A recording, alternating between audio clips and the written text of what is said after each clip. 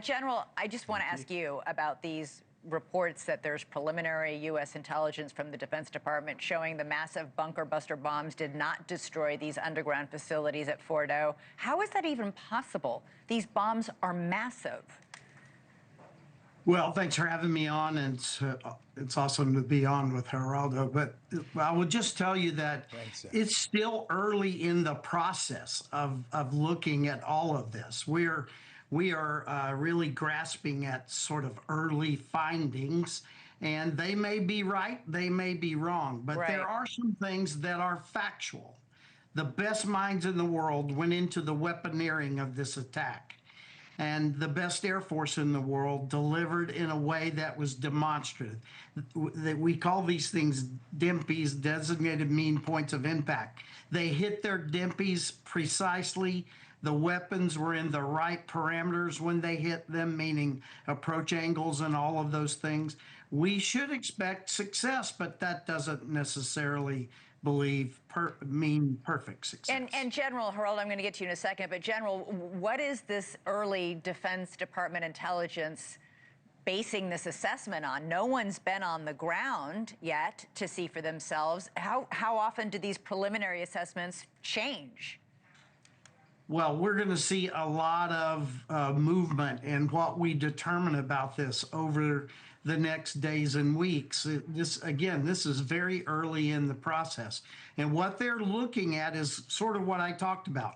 Did we hit what we aimed at? Did we hit it in the way we wanted to hit it, et cetera, et cetera? Then they're looking at the patterns of spalling and rubble, and we will in the future begin to sniff to see if there are any leaks that are out there. There are a lot of things that have to come to play yet. Okay. I'm not saying that what DIA said is not right, but I'm just saying it's early. It's early. Geraldo, Vice President Vance has been very careful from the moment these attacks happened not to say publicly that these nuclear sites were obliterated. He did not go as far as President Trump.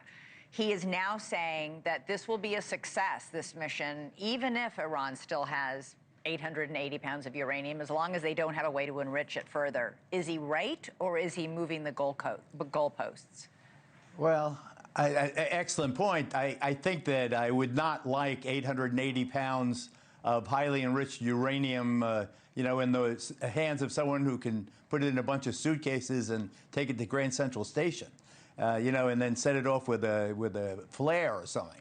I don't know, I'm not a high-tech person. All I can tell you is looking at the puncture holes that the bunker busters left, and exactly as General Breedlove says, where they wanted to put them. It's hard to believe that thing, I mean, they're punctured. They're not like, I'll keep going on the graphics. You'll see one where it has 3 holes in the top. They're pinholes. That bunker buster went in, did not explode until it was where it was supposed to be, and the surface is almost look at that. I mean, imagine I didn't know what it would look like. I've never seen the bunker buster used before. To me, it is inconceivable, Elizabeth, that this damage isn't extremely severe. That their program, if it hasn't been, melted, is set back. Maybe they have no means of weaponizing the uranium they still have. I don't know about that. All I know is that, look at that. How would you like to be 50 feet under and have that thing come and visit you and blow the chamber up? I can't imagine the centrifuges surviving. That's why these reports of this assessment are so shocking, that this many powerful bombs could be dropped down, burrow down in there and explode, and only set back the Iranian program a few months. If this is true, it's incredible. In the meantime, what you cannot argue or debate is the fact that we are 19+ hours into a ceasefire between Israel and Iran, and it is holding despite the fact that minutes after President Trump announced it, it appeared to almost blow up. Trump lost his temper. He did blow up, really angry, but managed to convince everybody to pull back from the ledge.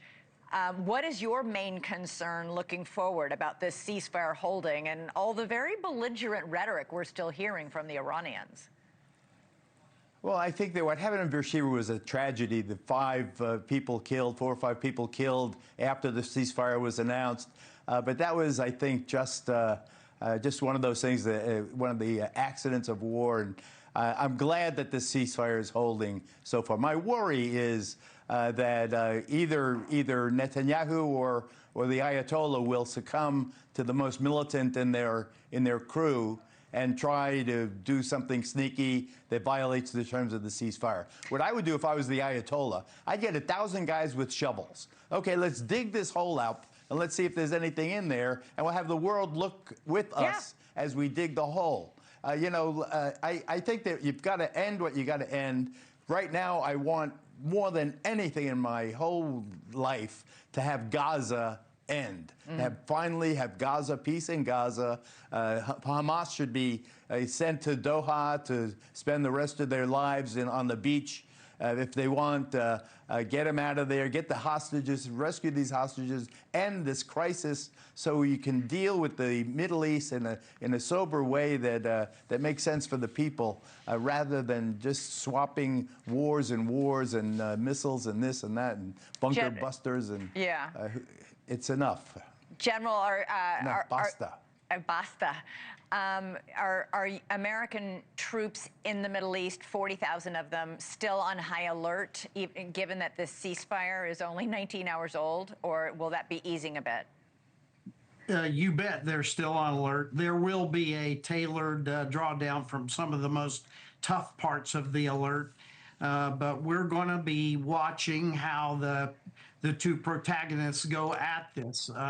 There is still damage that could be done, but there is sort of a large hammer hanging over Iran. Remember that Israel established complete air superiority over the western part of Iran, and we're just hammering their military. And they know that the West could do this all over again. So hopefully sound minds and quieter minds will come to the fore now, and we'll move to a better place. Geraldo Rivera and General Philip Breedlove agreeing on a note of hope. We'll end it there. Thank you, gentlemen. Really appreciate it.